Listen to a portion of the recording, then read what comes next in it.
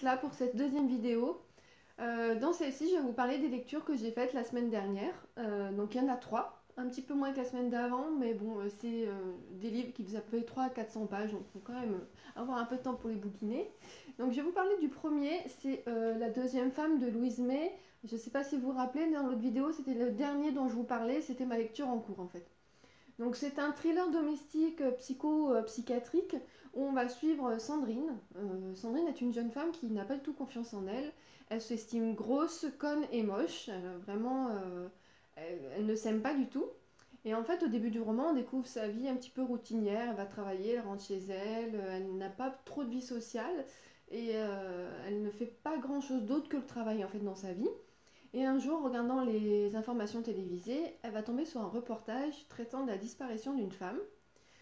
Dans ce reportage, donc, elle voit les parents en pleurs de la femme qui font un appel pour appeler les gens à les aider à faire des recherches. Et à côté, il y a le mari de la disparue, donc qu'elle va appeler l'homme qui pleure. Donc tout le long de la narration, c'est l'homme qui pleure.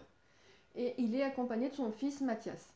Donc elle se sent touchée par cet homme en larmes et sur une impulsion, elle va aller se rendre à la marche blanche qui a lieu le dimanche d'après. Et là, sur place, elle va pouvoir discuter un peu avec l'homme qui pleure et une sorte de lien va se tisser, mais assez court parce qu'une fois que la marche est finie, ils se séparent et puis ça s'arrête là. Et puis quelques semaines plus tard, lui arrive à la recontacter via les réseaux sociaux en lui expliquant qu'il aimerait beaucoup la revoir, qu'il a été touché par cette femme avec sa forte empathie, qui est venue pour le soutenir. Et ça va être le début de leur histoire. Donc, pourquoi est-ce que c'est un thriller domestique psychopsychiatrique? Parce qu'en fait, très vite, en lisant les premières pages, on se rend compte que Sandrine, elle est sous emprise. L'homme qui pleure la maintient sous une emprise psychologique qui fait qu'elle accepte beaucoup de choses qui ne sont pas normales. Je vous en révélerai pas plus parce que c'est vraiment un très bon livre, c'est un gros coup de cœur, je vous recommande vraiment de le lire. On est vraiment pris dedans, on stresse, il y a un suspense fou, on, on est vraiment parti avec Sandrine, elle nous embarque dedans et on veut l'aider, on veut l'aider à s'en sortir. Voilà, c'est vraiment, on est vraiment pris par l'écriture. La seule chose que je tiens à préciser quand même, c'est que dans ce livre, il n'y a pas de dialogue. En fait, toute l'histoire se passe du point de vue de Sandrine. Elle nous relate les dialogues, mais il n'y a pas de, c'est pas sous format de dialogue dans le livre. Donc voilà, personnellement, ça m'a pas vraiment dérangé. J'ai vraiment pris le rythme assez facilement de la lecture. L'histoire m'a très vite embarquée. Donc voilà, très très bon polar que je vous conseille vivement. Ensuite, je suis partie avec une lecture plus légère. Je m'appelais Jeanne de Florence Buades. D'ailleurs, coucou Florence si tu passes par là. En fait, c'est une des papoteuses livresques, parce qu'en fait, au travail, je participe une fois par mois à un club de lecture qui s'appelle Les Papoteuses livresques du samedi. Et Florence, donc, vient régulièrement avec nous, on discute bouquins, lecture en cours, et elle nous a présenté son livre. Donc, j'ai eu la chance de lire en lecture commune avec India, Estelle et Laura.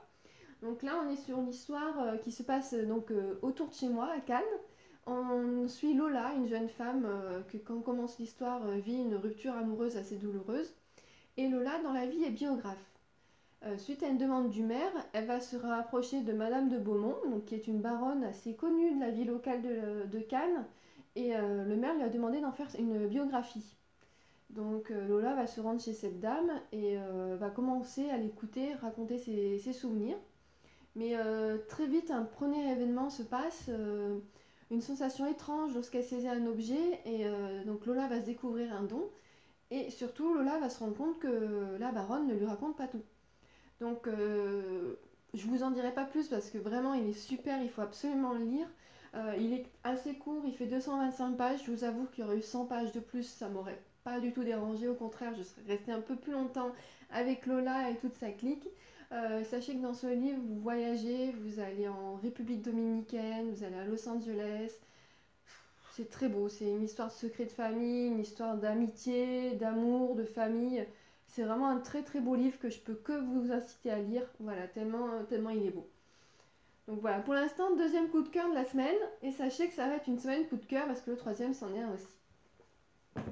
Et le troisième que j'ai terminé hier soir, c'est L'archipel des larmes de Camille Agreb. Donc c'est Manuela qui m'a demandé si je l'avais lu pour que je puisse lui donner mon avis. Et en fait, c'est vrai que j'étais pas du tout partie sur cette lecture et je me suis dit, bah allez, hein, pourquoi pas, il est dans ma bibliothèque, il a l'air sympa, on y va. Donc là, donc, tout le livre se passe à Stockholm, il est sur 4 temporalités. Vous avez une première partie qui est dans les années 40, une deuxième dans les années 70, une troisième dans les années 80 et une quatrième en 2019.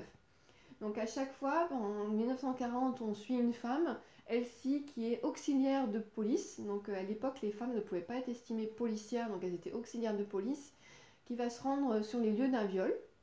Le deuxième, c'est Britt-Marie, donc c'est une jeune mère de famille mariée à qui tout semble réussir et qui va reprendre son travail en tant assistante judiciaire. Pardon. Et donc là, en fait, elle va être plus ou moins embarquée dans une autre enquête assez violente, on va dire, et elle sera mise à l'écart, donc il y aura tout son combat à elle pour participer à l'enquête et résoudre cette affaire. Troisième temporalité, on est en 1980 avec Anne.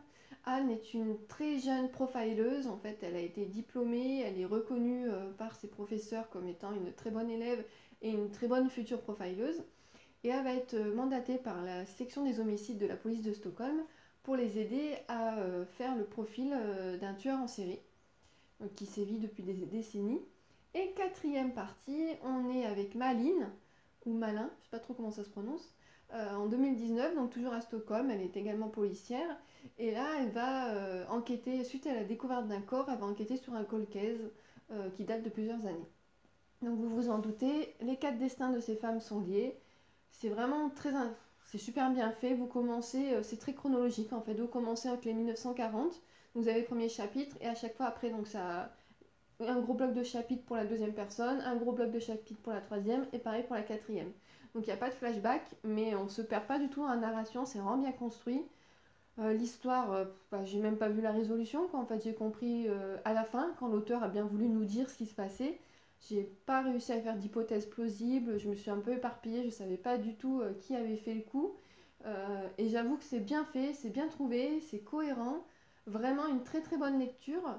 De cet auteur, j'avais déjà lu Un cri sous la glace et j'avais un peu moins aimé parce que j'avais trouvé très rapidement la résolution et j'avais peur que ça soit le cas ici et pas du tout. Voilà, le livre il fait 460 pages, il a fallu attendre la 440e page pour que je comprenne et la 450 pour qu'il me confirme. Donc voilà, c'était quand même très très bien fait. Donc là voilà, c'est fini pour mes lectures de la semaine. Et là, pour la semaine qui arrive, j'aimerais me lancer un challenge, c'est-à-dire faire une semaine young adulte. Je voudrais essayer de continuer cette saga que m'a fait découvrir Pamela. Donc Un palais de cendres et de ruines, donc c'est le 3e tome. Donc j'aimerais lire celui-ci et celui-ci, Un palais de glace et de lumière qui est donc la suite, le 4e tome. Et donc là, il y a déjà un beau bébé. Hein. Le premier, il fait plus de 600, il fait 700 pages. Donc ça va me prendre un peu de temps. Et si j'ai le temps, je pense que j'enchaînerai avec une de ces 2 lectures. Donc soit celui-ci qui est un premier tome qui me fait beaucoup envie, soit celui-ci qui est le 3e et dernier tome de la trilogie La couleur du mensonge, que j'ai commencé il y a quelques temps. Et voilà, ça pourrait être l'occasion. Donc seul le temps me dira si j'ai le temps de lire tous les 4. Après, s'il y en a qui vous tentent en lecture commune, n'hésitez pas, ça peut m'inciter à aller un peu plus vite. Voilà, je vous remercie d'avoir été présent pour cette vidéo, je vous souhaite une bonne journée et à la prochaine!